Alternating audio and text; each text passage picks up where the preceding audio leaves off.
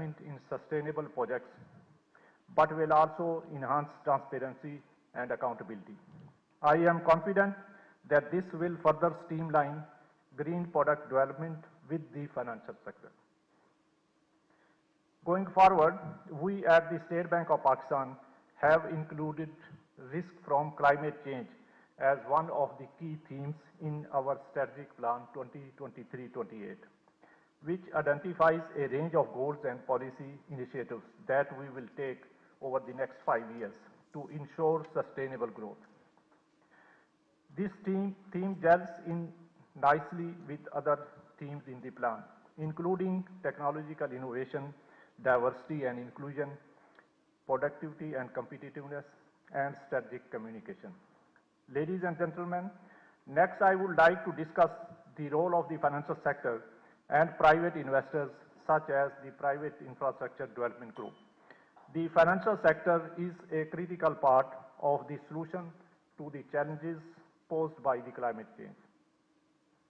Achieving a greener and climate resilient economy is an enormous task, which requires a substantial amount of financing and strong and scientific and technical capabilities.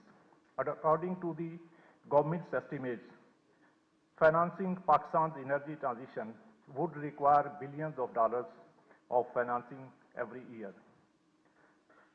While such a huge amount appears to be daunting, it also offers vast opportunities to domestic and international financial institutions. These institutions can develop and launch effective and profitable green financing products. At the same time, we must recognize that it is imperative to substantially increase credit allocation to projects that enhance climate resilience and promote environmentally sustainable growth. It is essential that we leverage our financial sector's potential to align with the global shift towards sustainability, thereby contributing to both our national priorities and international commitments. Let me reiterate the wealth of opportunities that lie ahead for us. The still largely untapped market for green finance represents significant prospects for our financial institutions to finance sustainable projects that can yield long-term benefits for our economy and society. Encouragingly, ample funding is being offered globally for green financing of projects. Multilateral institutions including IMF, World Bank, Asian Development Bank, Asian Infrastructure Investment Bank have all expressed their eagerness in facilitating the global energy transition, especially for developing economies. Moreover, socially responsible investors are increasingly seeking avenues to invest in green initiatives. According to Climate Bonds Initiative, the cumulative issuance of green bonds has exceeded $3.4 trillion until October 2024, which signifies a growing market for these products. For us in Pakistan, it is essential to tap some of these green compliant financing solutions and access the vast pool of available international capital. This is not just an opportunity for economic gains for our economy and financial sector. It is also a chance to align with global sustainability efforts and demonstrate our commitment to responsible banking. On the home front, there is a need to actively work on designing commercially feasible projects and explore retiring existing fossil fuel-based projects. The private sector will need to wholeheartedly come on board for the clean energy agenda. While undertaking capital expansion or new greenfield projects, the private businesses should also consider environmental sustainability concerns and plan accordingly. This will also allow it to potentially raise external financing from institutional investors looking to finance green projects.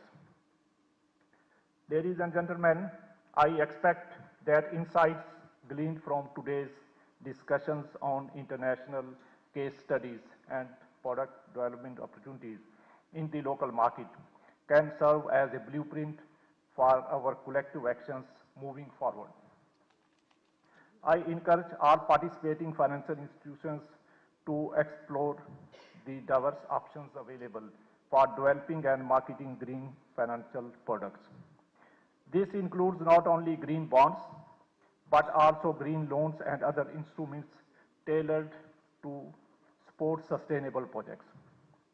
It is essential that we remain open to innovation and adaptive to the evolving financial landscape. While concluding, let me emphasize that by pooling resources and expertise, we can create a mutually beneficial framework for financing sustainable development initiatives. The successful implementation of these models and the resultant green investment will help in addressing the challenges of climate change and stimulating the sustainable economic growth and job creation.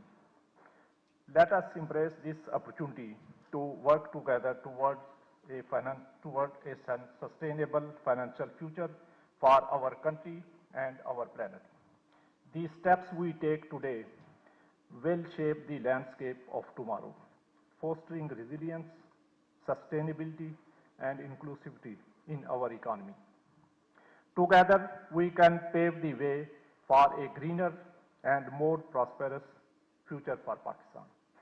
Thank you so much for your attention, please.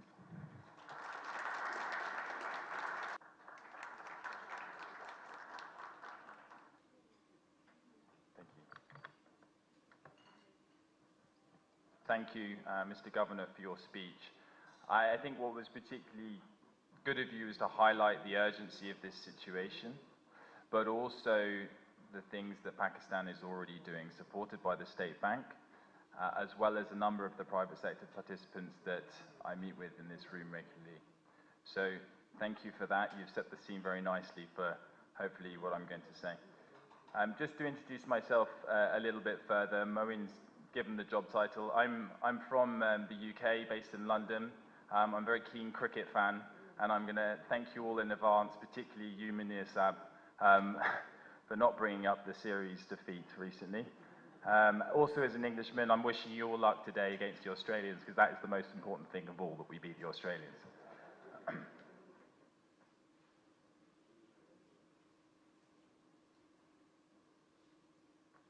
Okay. So just to give you a very quick overview of what I'm going to speak to today, I'm going to give you a bit of an introduction to the pitch where Garanco and Infrazaman sit in within that family of infrastructure companies. I'm going to talk about what exactly is a green bond, hopefully try and demystify some of the concepts there.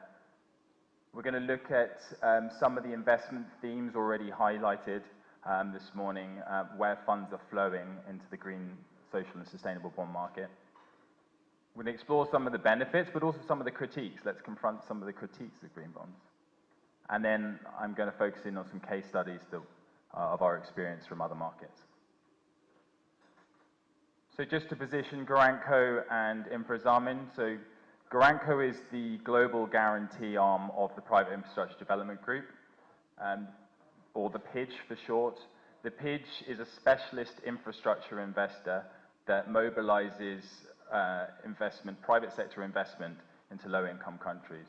Infrazaman is our local guarantee arm that we set up with our sister company Infraco Asia 3 years ago, and we're very pleased with the successes that they've had to date. Our funding comes from a number of G12 governments. To dive into that into a bit more detail, we've received $2 billion of funding from those governments over the last 25 years of operations. We've recycled that 3 times into around $6 billion of commitments to infrastructure projects, enabling $43 billion of investment, of which 27 is coming from the private sector. That's going into over 240 projects in over 43 countries. Our focus is across Africa, South Asia and Southeast Asia, as you can see from the map here. Now, specifically in the green and social bond space, we are not green bond experts, we're infrastructure specialists. But what we have managed to achieve, and what we're quite well known for, is achieving a number of first-of-a-kinds. So we, as a group, have supported the first green bonds in Cambodia, Vietnam,